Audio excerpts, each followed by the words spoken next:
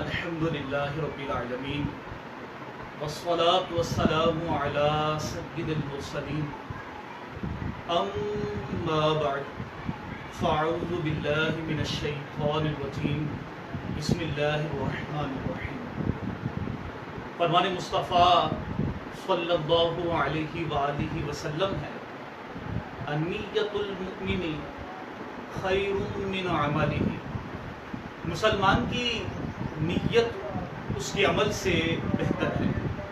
آئیے اس حدیث مبارکہ اور امیر اہل سنت دامت برکاتہم العالیہ کے عطا کردہ مدنی انعام کے مطابق عمل کرتے ہوئے ہم دورہ صرف کے آغاز ہی میں کچھ اچھی نیتیں کیے لیتے ہیں۔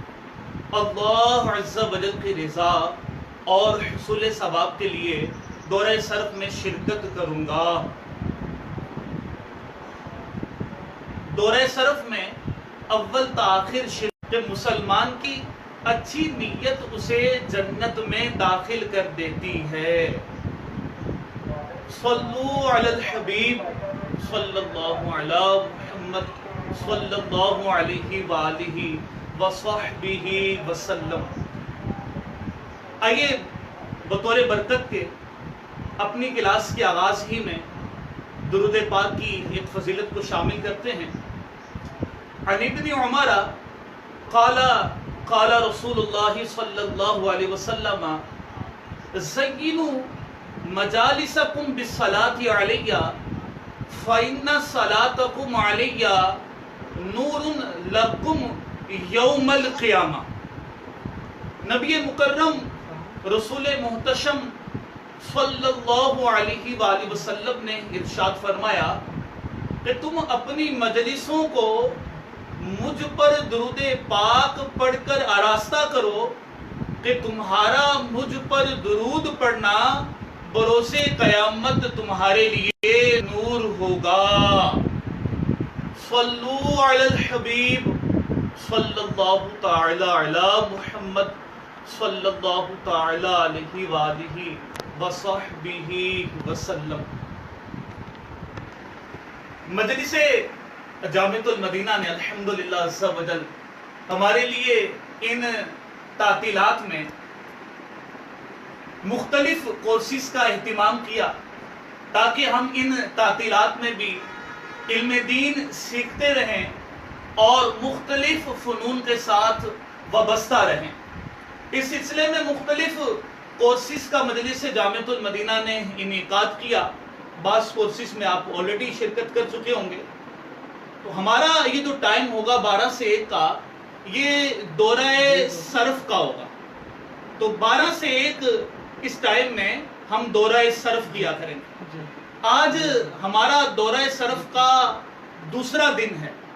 کل پہلا لیکچر ہمارا ہو چکا تھا، لیکن کچھ وہ ٹیکنیکل پرابلم کی وجہ سے باقاعدہ وہ جامعۃ المدینہ فیس بک کے آفیشیل پیج پر جو ہے وہ نشر نہیں ہو سکا، لیکن امید ہے کہ ریکارڈڈ وہ آ جائے گا، آ گیا ہوگا یا آ جائے گا، تو آپ وہاں سے فائدہ اٹھا سکتے ہیں۔ اور میں کوشش کروں گا کہ کل جو گفتگو کی تھی وہاں سے آگے چلوں، اور آپ پہلا جو سلسلہ ہے، پہلا جو ہمارا کل سبق ہوا تھا، آپ کل اس ہونے والے لیکچر کو جامعۃ المدینہ فیس بک کی آفیشیل آئی ڈی سے دیکھ سکیں گے۔ آئیے آج ہم دورہ صرف میں کن چیزوں کو ڈسکس کریں گے، ان چیزوں کی طرف ہم بڑھتے ہیں۔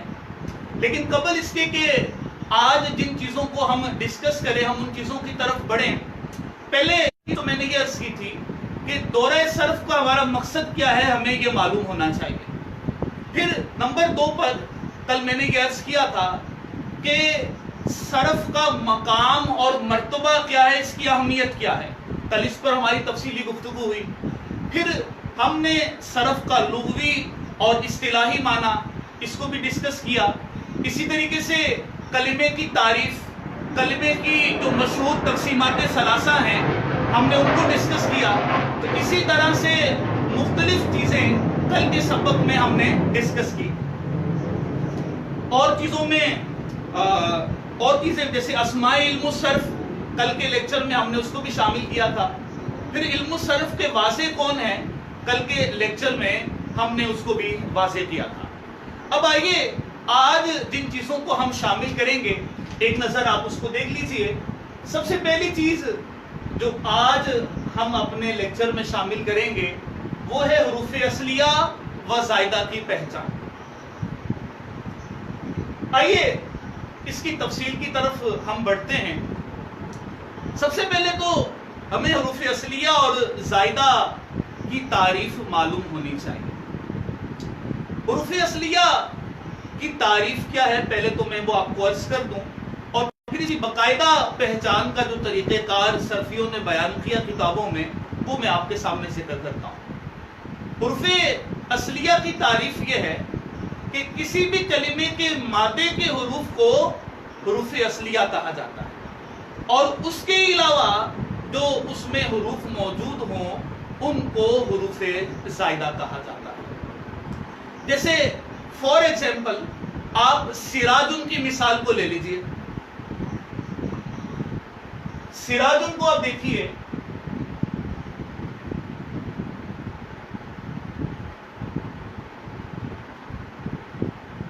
سراجن تو یہ آپ دیکھیے کہ اس میں کلمے کے مادے کے حروف کون سے ہیں؟ اس میں کلمے کے مادے کے حروف ہیں سین، را اور جیم۔ تو سین، را اور جیم ہم ان کو حروف اصلیہ کہیں گے، اور جو الف ہے یہ کلمے کے مادے کے حروف کے علاوہ ہے تو ہم الف کو حرف زائد کہیں گے۔ تو پہلی چیز تو آپ نے یہ ذہن میں یہاں رکھ لینی ہے۔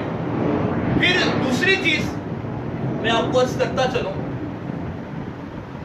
اب یہ جو تعریف میں نے آپ کو عرض کی کہ کسی بھی کلمے کے مادے کے حروف کو حروف اصلیہ اور جو اس کے علاوہ اس میں حروف موجود ہوں انہیں حروف زائدہ کہتے ہیں، تو اب کچھ نہ کچھ تو اس کی پہچان ہوتی ہے اس سے، لیکن مکمل پہچان نہیں ہوتی۔ اس کی مکمل پہچان کا جو طریقہ کار ہے، جو تفصیلی ہے، اور جس سے بخوبی ہم کسی بھی کلمے میں آنے والے حروف اصلیہ اور زائدہ کو پہچان سکتے ہیں، اس کا طریقہ کار یہ ہے۔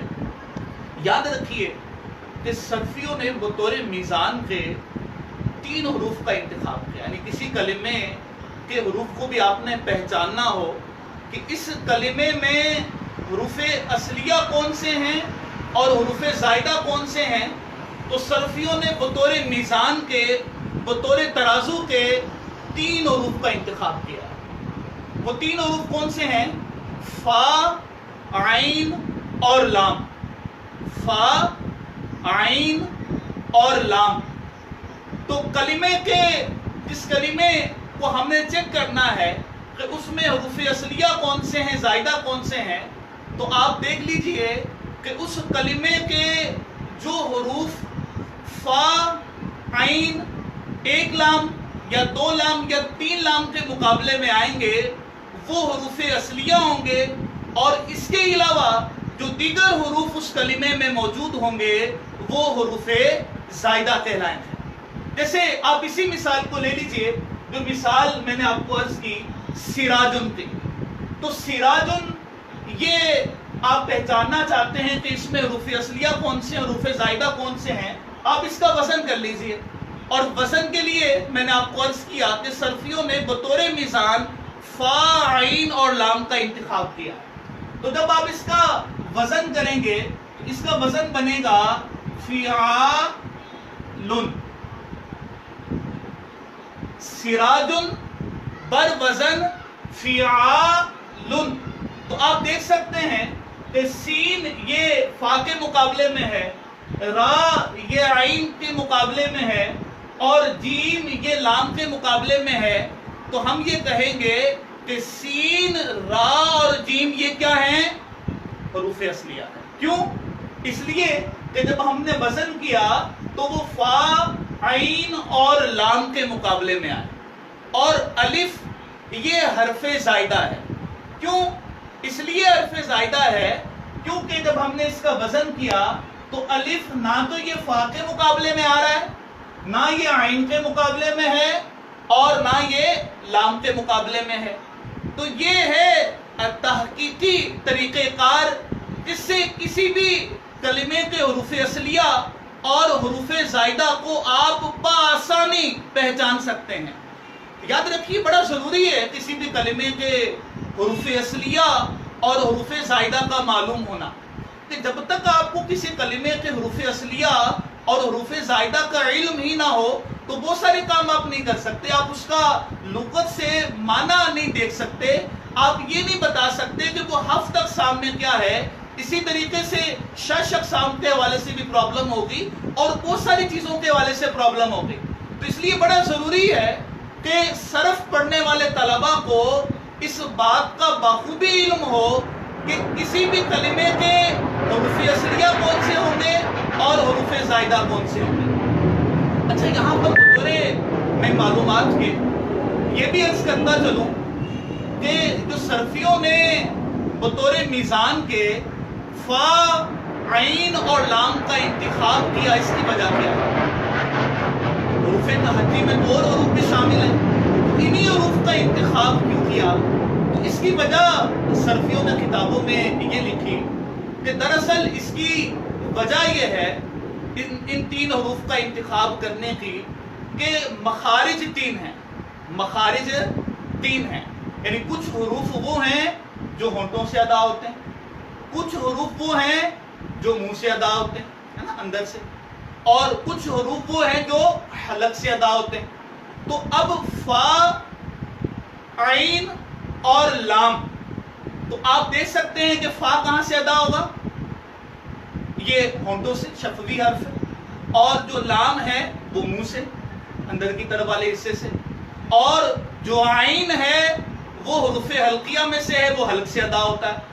تو یوں چونکہ مخارج تین تھے جہاں سے حروف ادا ہوتے ہیں وہ کل تین حصوں میں ڈیوائیڈ ہے، ان کو منقسم کیا گیا ہے، تو اس لیے صرفیوں نے بطور میزان فا، عین اور لام کا انتخاب کیا۔ تو اس چیز کو آپ نے ذہن میں رکھ لینا ہے۔ اچھا، پھر ایک اور بات کہ حروف زائدہ کا مجموعہ کیا ہے، میں آپ کو وہ بھی عرض کرتا چلوں۔ یاد رکھیے گا حروف زائدہ کا مجموعہ ہے الیوم تنساہ، الیوم تنساہ، میں لکھ دیتا ہوں اس کو، الیوم تنساہ، الیوم تنساہ، یہ حروف زائدہ کا مجموعہ ہے۔ اچھا، یہاں پر میں ایک اور بڑی اہم بات آپ طلباء سے اور دیگر اسلامی بھائیوں سے ڈسکس کرتا چلوں۔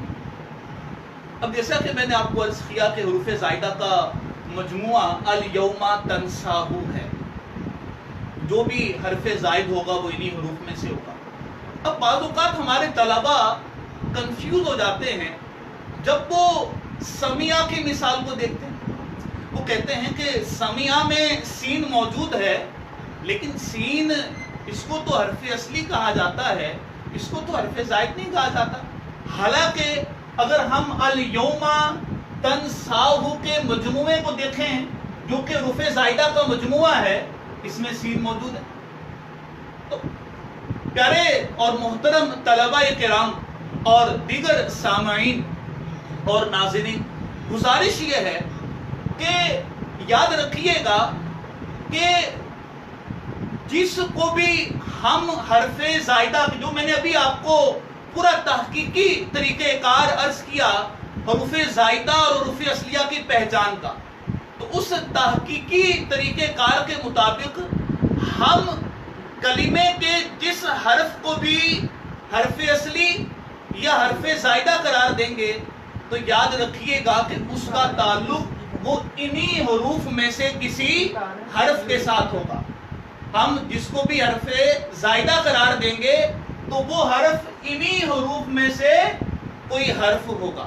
جی ہاں، لیکن اس کا یہ مطلب نہیں ہے کہ ان حروف میں سے کوئی حرف ہمیں کسی کلمے میں نظر آ جائے تو ہم اس کو فوراً حرف زائدہ ڈکلیئر کر دیں، مینشن کر دیں، ایسا یہ غلطی نہیں کریں گے۔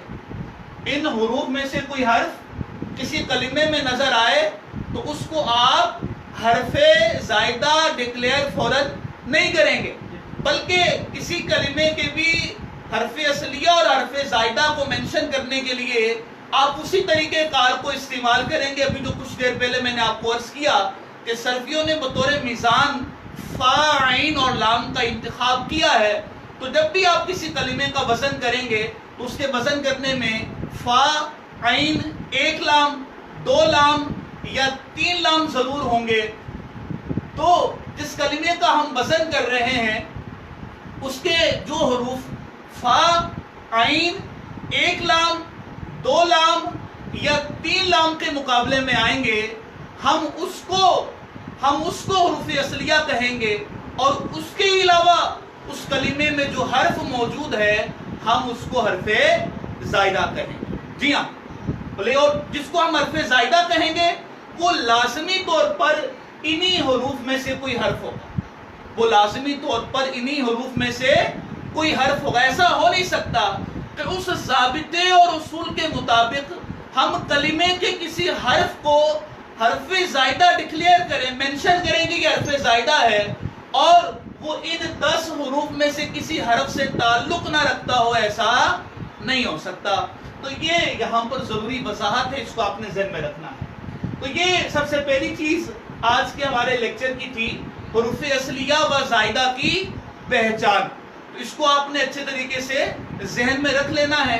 جب آپ کو کسی کلمے کے حروف اصلیہ اور زائدہ کی پہچان معلوم ہوگی تو ہی آپ اس کا معنی لغت سے تلاش کر سکیں گے، ہفتہ اقسام وغیرہ میں وہ کیا ہے آپ اس کو پہچان سکیں گے۔ تو صرف کی بنیادی اہم چیزوں میں سے یہ بھی ایک اہم بحث شامل ہے۔ آئیے اب ہم چلتے ہیں آج کی دوسری بحث کی طرف۔ آج کی ہماری دوسری بحث ہے صیغہ کی تعریف اور صیغہ بتانے کا طریقہ۔ بڑی یہ اہم بحث ہے۔ سب سے پہلے تو میں آپ کو صیغے کی تعریف اس کو اہم کہنے کی وجہ یہ ہے کہ کل کے لیکچر میں آپ نے سنا اور آپ نے صرف کتابوں میں پڑھا بھی ہوگا کہ علم صرف کا موضوع صیغے کے اعتبار سے کلمہ، یعنی صرفی جب بھی کسی کلمے سے بحث کرے گا تو وہ صیغے کے اعتبار سے کرے گا، کیونکہ صرف کا موضوع ہی صیغے کے اعتبار سے کلمہ ہے۔ تو صیغہ کی تعریف کیا ہے، پہلے تو ہم اس کو سیکھتے ہیں، اس کو سمجھتے ہیں، اور پھر اس کے بعد صیغہ بتانے کا پراپر طریقہ کار کیا، اس کا میتھڈ کیا ہے، وہ میں آپ کے سامنے عرض کرتا ہوں۔ صیغہ کی تعریف یہ ہے کہ کسی بھی کلمے کے حروف اور حرکات و سکنات کی مخصوص ترتیب کو صیغہ کہا جاتا ہے۔ جی ہاں، حروف و حرکات و سکنات کی مخصوص ترتیب سے جو شکل حاصل ہو اس کو صیغہ کہا جاتا ہے۔ جیسے آپ اسی مثال کو لے لیجئے، سراج، یہ ایک صیغہ ہے، حروف موجود ہیں، حرکات و سکنات اس میں موجود ہیں، تو حروف و حرکات و سکنات کی مخصوص ترتیب سے جو شکل حاصل ہوتی ہے اس کو صیغہ کہتے ہیں۔ اس کو آپ نے پہلے ذہن میں رکھنا۔ پھر اس کے بعد نمبر 2 پر صیغہ بتانے کا طریقہ کار کیا ہے وہ بھی میں آپ کو عرض کر دوں۔ فار ایگزامپل ہم مثال لے لیتے ہیں اجتنبا، کہ اجتنبا صیغہ کون سا ہے۔ فار ایگزامپل تو ہم اس کو یوں بیان کریں گے کہ صیغہ واحد، مذکر، غائب، فعل ماضی، مطلق، مثبت، معروف، ثلاثی، مزید فی، با حمزہ وصل، صحیح اسباب افتعال، صحیح اسباب افتعال۔ میں اس کو لکھ بھی دیتا ہوں تاکہ آپ کے لیے آسانی ہو۔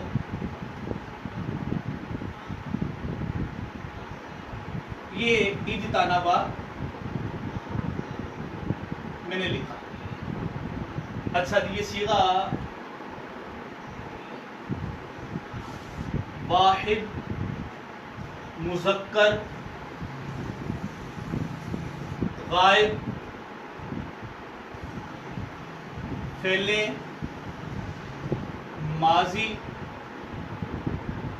مطلق مثبت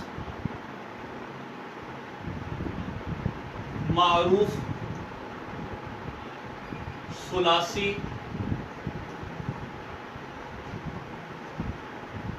مزید فی،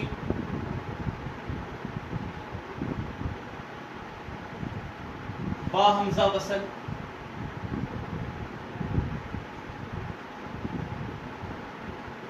صحیح اسباب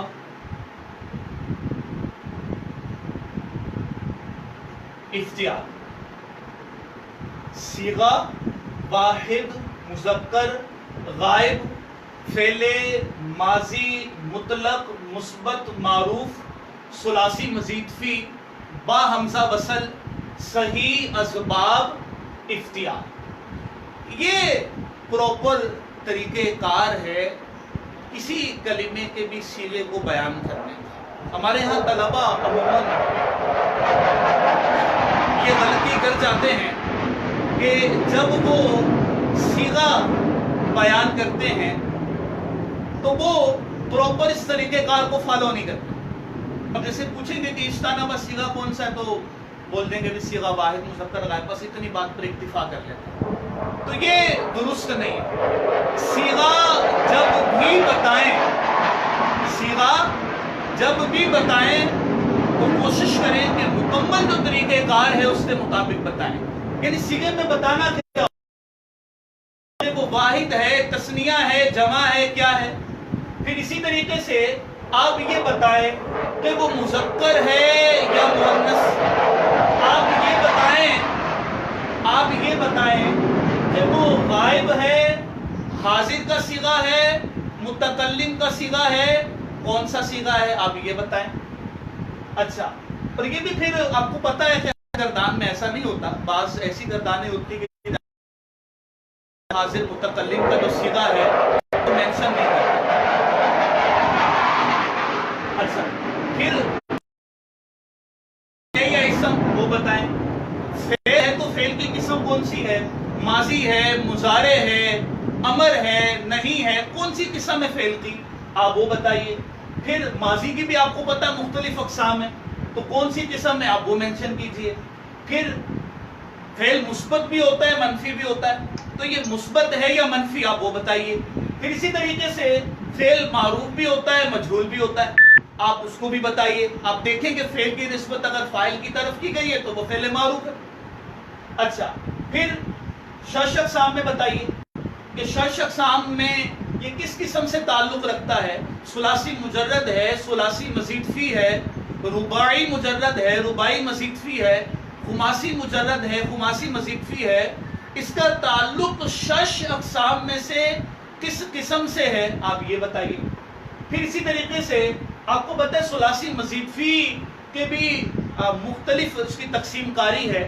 کچھ با حمزہ وصل کے ابواب ہوتے ہیں اور کچھ بے حمزہ وصل کے ابواب ہوتے ہیں۔ 5 ابواب جو ہیں وہ بے حمزہ وصل کے ہوتے ہیں اور جو 9 ابواب ہیں وہ با حمزہ وصل کے ہوتے ہیں۔ تو آپ یہ دیکھ لیجئے کہ وہ با حمزہ وصل سے تعلق رکھ رہا ہے یا بے حمزہ وصل سے۔ پھر اسی طریقے سے آپ یہ دیکھیے کہ وہ ہفت اقسام میں کیا ہے، کیا وہ صحیح ہے، محموز ہے، مضاعف ہے، مثال ہے، اجوف ہے، ناقص ہے، لفیف ہے، کس قسم سے تعلق ہے اس کو بھی آپ دیکھ لیجئے۔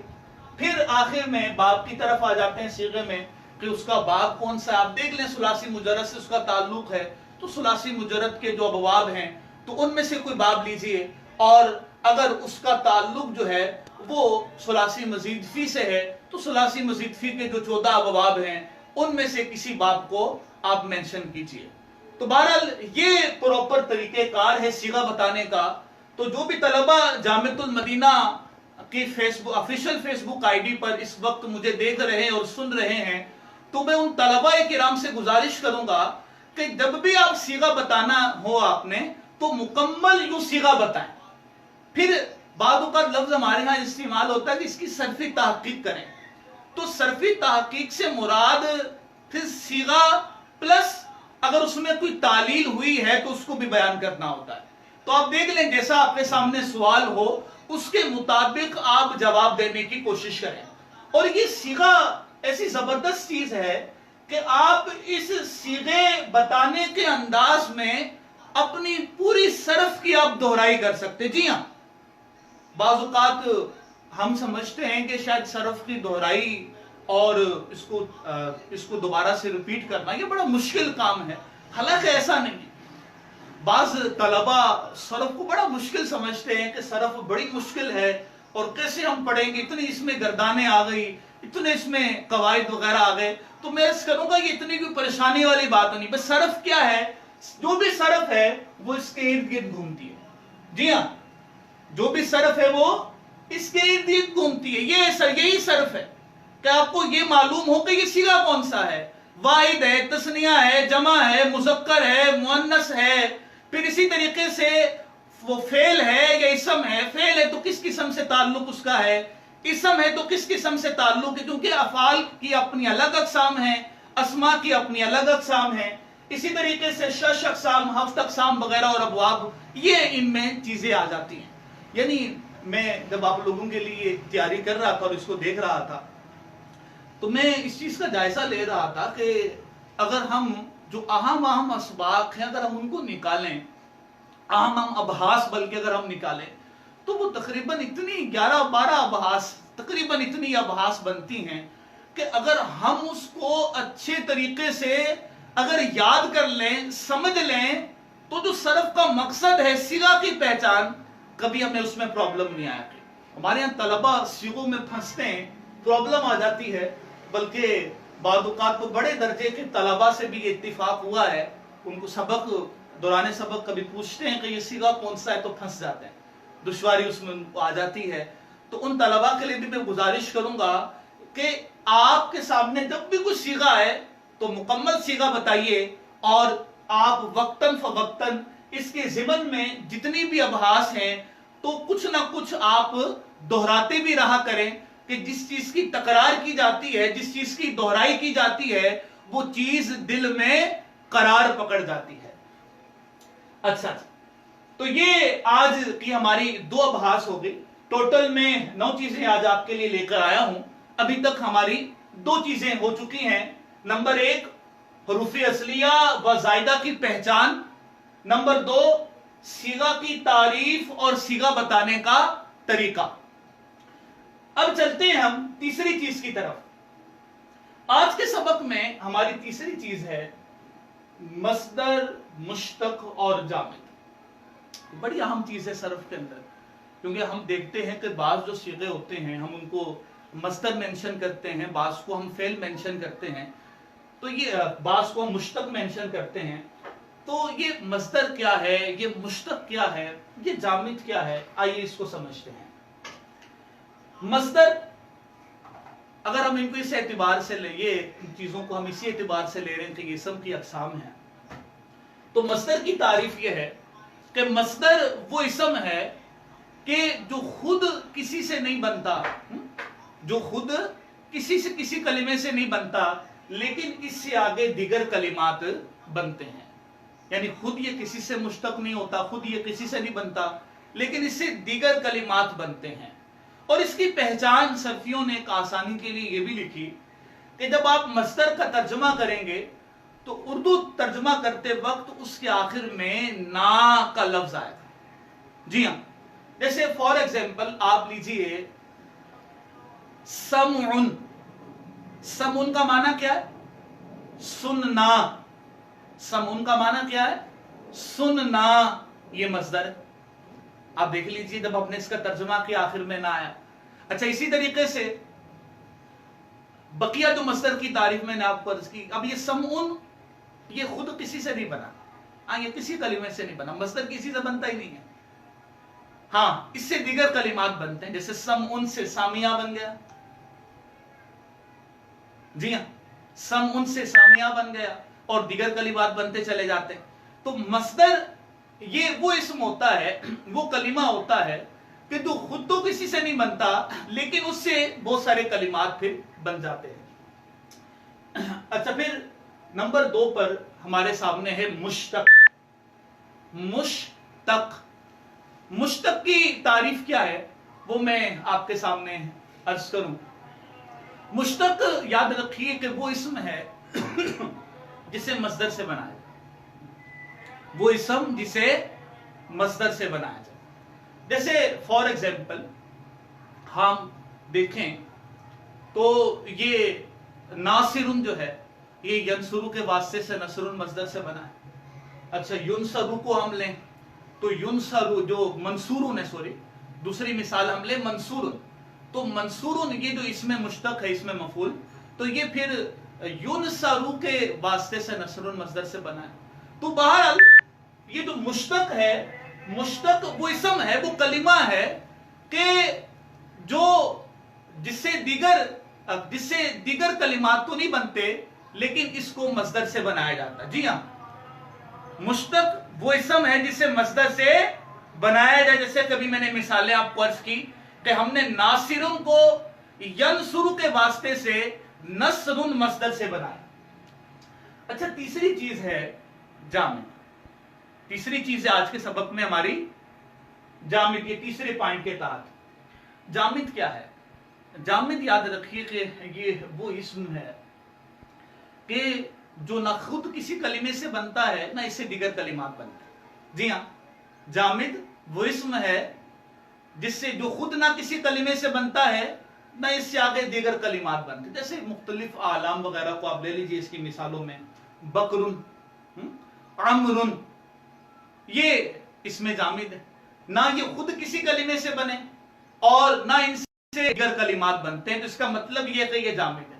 یعنی اگر ہم ان کو آسان لفظوں میں لینا چاہیں تو یوں آپ کہہ سکتے ہیں کہ جامد یہ وہ اسم ہے جو نہ کسی سے فیض لیتا ہے نہ کسی کو فیض دیتا ہے. نہ خود کسی سے بنتا ہے نہ اپنے سے کسی کو بننے دیتا ہے.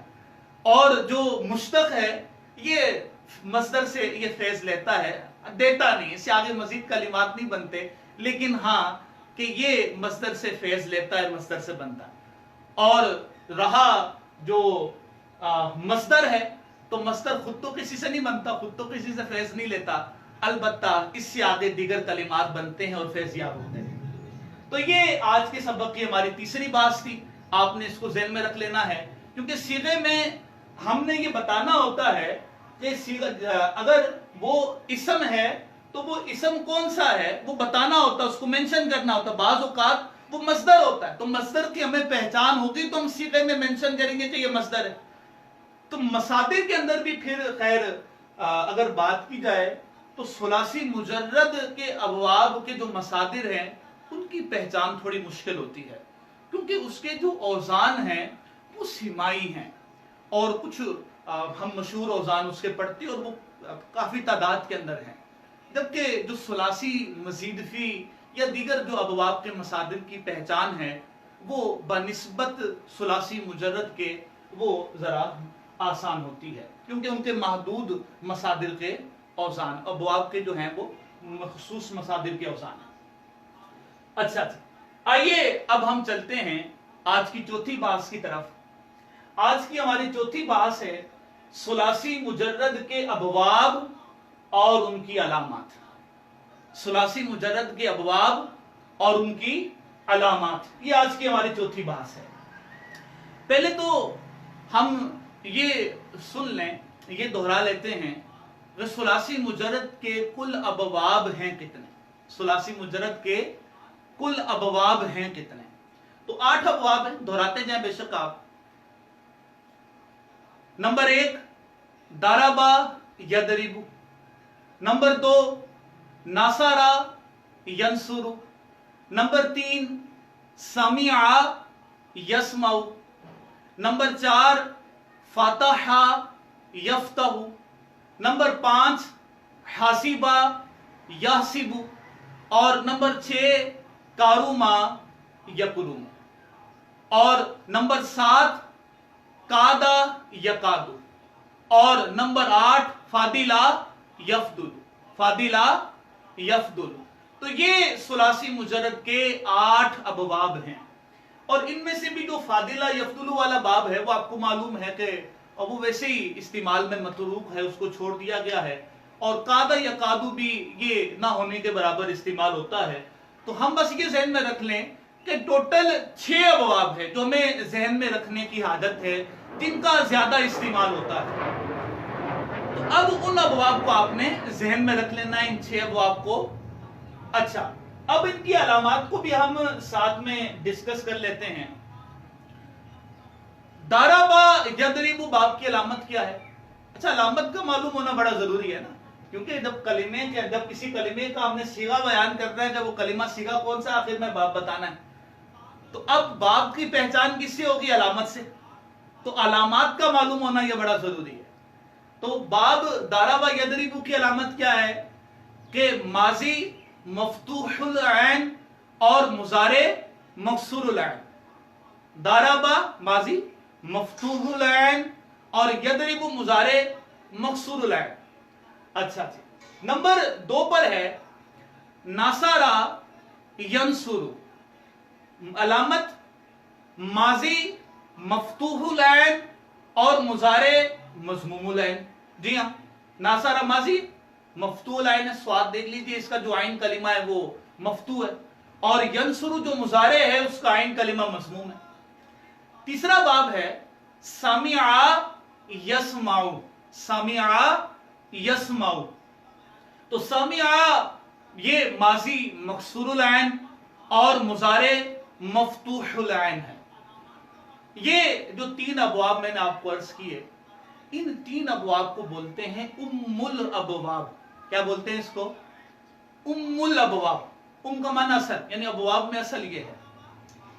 اچھا، آپ سوچ رہے ہوں گے کہ ان کو کیوں ام الابواب کہا جاتا ہے؟ تو اس کی وجہ صرفیوں نے کتابوں میں یہ لکھی کہ ان کو ام الابواب اس لیے کہا جاتا ہے کہ اصل ابواب میں یہ ہے کہ ماضی اور مضارع کی عین کلمے کی حرکتیں مختلف، ماضی اور مضارع کی عین کلمے کی حرکتیں مختلف ہوں۔ تو آپ اگر ان 3 ابواب میں دیکھیں، داربا یدربو، ماضی مضارع دونوں کی عین کلمے کی حرکتیں مختلف۔ اچھا، نمبر 2 پر ناصرہ ینصر کو آپ دیکھیں، ماضی اور مضارع دونوں کے عین کلمے کی حرکتیں مختلف۔ نمبر 3 پر آپ سمع یسمع کو دیکھیں تو ماضی اور مضارع کی عین کلمے کی حرکتیں مختلف۔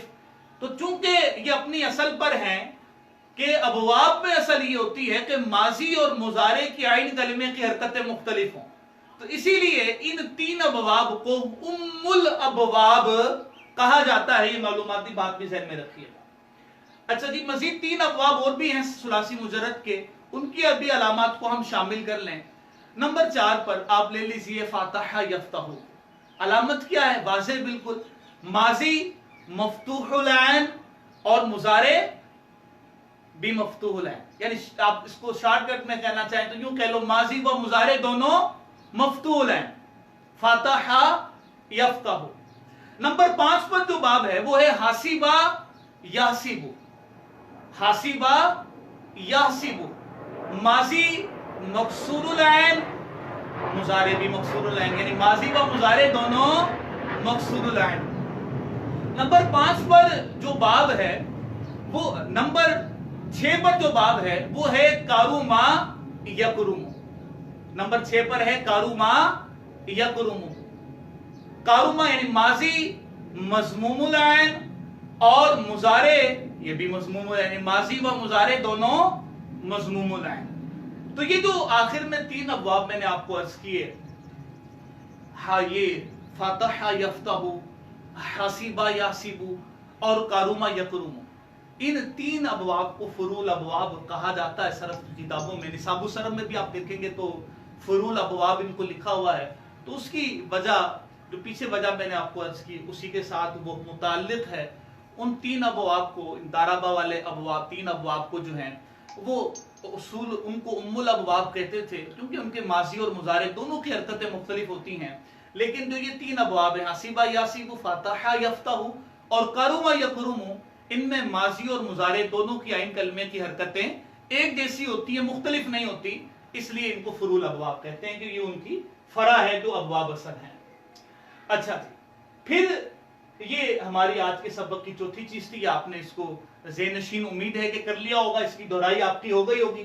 اور دورہ صرف کا مقصد بھی یہی ہے کہ ہم ان تعطیلات میں گھر بیٹھے بھی اپنے اسباق کے ساتھ کچھ نہ کچھ اٹیچ رہیں، بالخصوص جو درجہ اولیٰ کے طلبہ ہیں اور دیگر درجات کے بھی جو طلبہ ہیں وہ اپنے صرف کی دہرائی کرتے رہیں. بڑے درجات کے طلبہ بھی ظاہر سی بات ہے کہ وہ شرکت کریں گے دورہ صرف میں تو ان کو بھی فائدہ ہوگا، اور جو سیکھ رہے ہیں اس طریقے سے دینی علوم وغیرہ وہ بھی دورہ صرف میں شرکت کریں گے تو فائدہ ہوگا کہ ان کے صرف کی جو اسباق کی وہ دہرائی ہوتی رہے گی، اور ضمناً بہت ساری معلومات کا خزانہ بھی امید ہے کہ آپ کے ہاتھ آئے گا. تو آپ سے میں عرض کروں گا کہ آپ جہاں یہ خود اس وقت جامعۃ المدینہ کے آفیشیل فیس بک کے پیج پر اس وقت لائیو مجھے دیکھ اور سن رہے ہوں گے، آپ اس لنک کو شیئر بھی کیجئے تاکہ اور دیگر طلبہ بھی اور دیگر افراد بھی اس میں شریک ہوں اور علم دین کے پھول اپنے دامن میں سمیٹنے میں کامیاب ہو سکیں. نمبر 5 پر آج جو بحث ہم ڈسکس کریں گے وہ ہے افعال کی بحث. یعنی نمبر 5 پر آ جائے گی فعل ماضی کی بحث، نمبر 6 پر فعل مضارع کی بحث، نمبر 7 پر فعل نہیں کی بحث، نمبر 8 پر فعل امر کی بحث. ان 4 جو افعال کا میں نے آج انتخاب کیا ہے آپ لوگوں کے لیے، جتنا ممکن ہو سکا انشاءاللہ ہم ان کی ابحاث کو شامل کریں گے. اگر آج یہ ابحاث کچھ پوری نہ ہو سکی تو ہم اس کو کل کے لیکچر میں شامل کر لیں گے. تو افعال کی بحث یہ بڑی اہم ہے کہ ہم صیغوں میں دیکھتے ہیں کہ بعض صیغے وہ ہوتے ہیں کہ جن کو ہم کہتے ہیں، بعض کلمات وہ ہوتے ہیں کہ جن کے بارے میں ہم یہ کہتے ہیں کہ یہ فعل ہے. تو فعل ہے تو فعل کی تو مختلف اقسام ہیں. فعل ماضی بھی ہوتا ہے، مضارع بھی ہے، امر بھی ہے، اور بھی دیگر افعال کی اقسام ہیں. تو اس کلمے کا تعلق افعال کی اقسام میں سے کس قسم سے ہے یہ بھی معلوم ہونا بڑا ضروری ہے. تو سب سے پہلے آج جو ہم بحث شامل کریں گے افعال کے بحث میں وہ ہے فعل ماضی کی بحث. فعل ماضی کا پہلے تو معنی معلوم ہونا چاہیے. فعل ماضی کی تعریف ہم دہرا بھی لیتے ہیں. فعل ماضی وہ فعل ہے جو گزشتہ زمانے میں کسی کام کے ہونے یا نہ ہونے پر دلالت کرے. جیسے فار ایگزامپل آپ فعل ماضی کی مثال لے لیجئے، ناصرہ، مدد کی اس ایک مرد نے. تو یہ فعل ماضی ہے کہ گزشتہ زمانے میں کسی کام کے ہونے پر دلالت کر رہا ہے. اسی طرح سے ما ناصرہ، نہیں مدد کی اس ایک مرد نے، تو یہ گزشتہ زمانے میں کسی کام کے نہ ہونے پر دلالت کر رہا ہے. اچھا جی، تو فعل ماضی کی پہلے تو آپ نے یہ تعریف اپنے ذہن میں رکھ لینی ہے. پھر فعل ماضی کے اندر بھی آپ کو پتہ بڑی تفصیل ہے. فعل ماضی کی کتنی اقسام ہے ذرا دہرائیے. نمبر 1 کل 6 اقسام ہے نا فعل ماضی کی. نمبر 1 فعل ماضی مطلق، نمبر 2 فعل ماضی قریب، نمبر 3 فعل ماضی بعید، نمبر 4 فعل ماضی احتمالی، نمبر 5 فعل ماضی تمنائی، اور نمبر 6 فعل ماضی استمراری. دوبارہ سے ایک بار ریپیٹ کر لیجئے.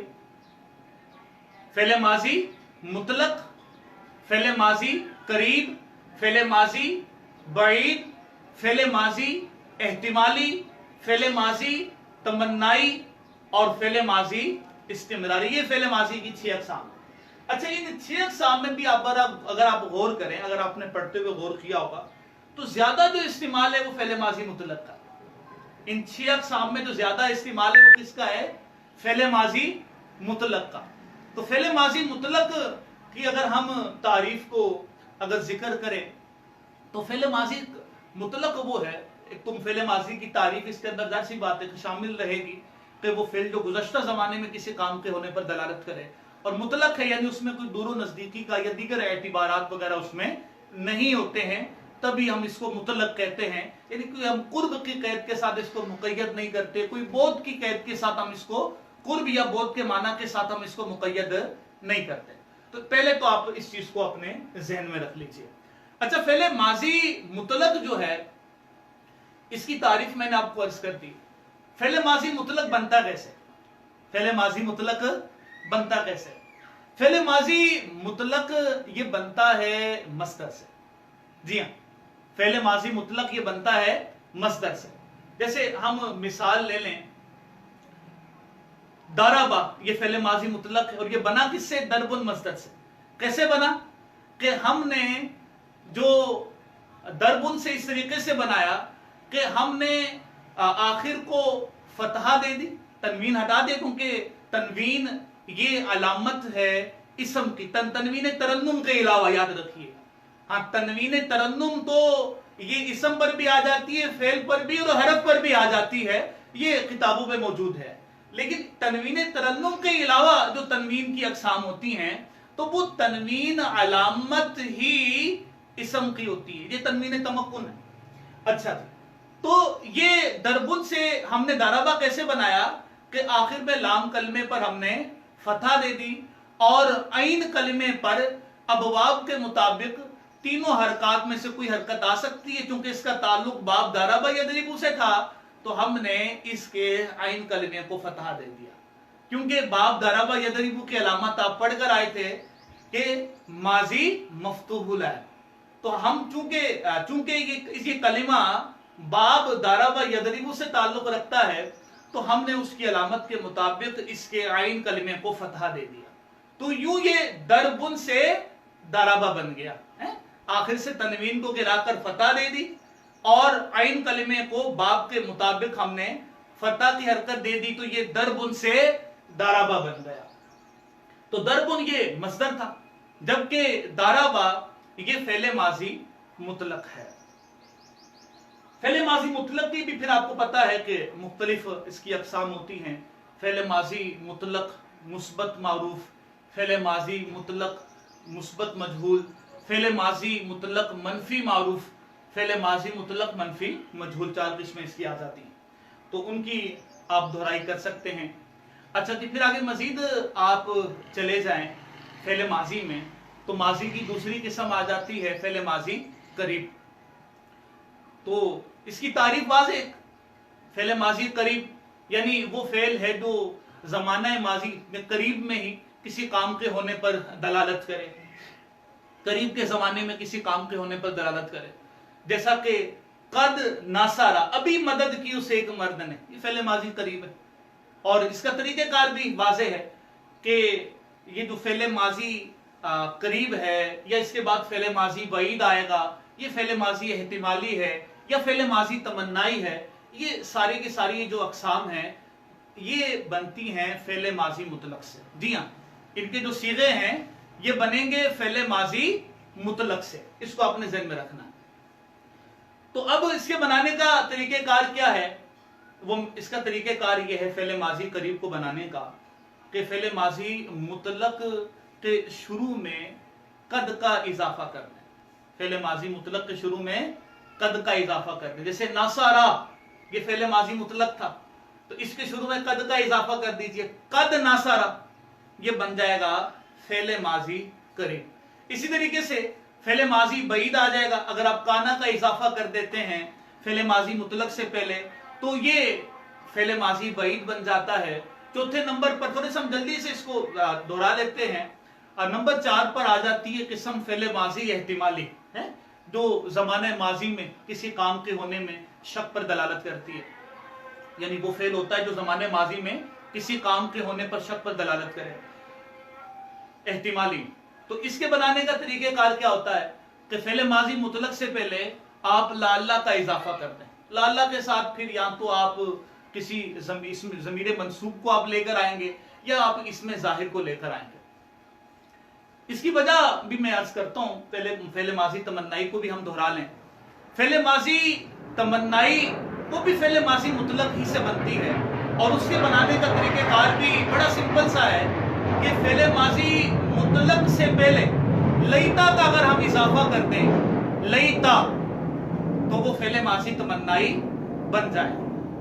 اچھا، اور اس کے اندر بھی وہی تفصیل آ جائے گی کہ لیتا کے بعد کسی اس میں ضمیر منصوب کا یا کسی اس میں ظاہر منصوب کا ہونا ضروری ہے. اچھا یہ تو آپ نے صرف کی کتابوں میں پڑھا ہوگا، ابھی جو گفتگو میں نے آپ کو عرض کی کہ لعل کے بعد ضمیر منصوب کا ہونا ضروری ہے یا اس میں ظاہر منصوب کا، اسی طریقے سے لیتا کے بعد بھی اس میں ظاہر منصوب کا یا ضمیر منصوب کا ہونا ضروری ہے۔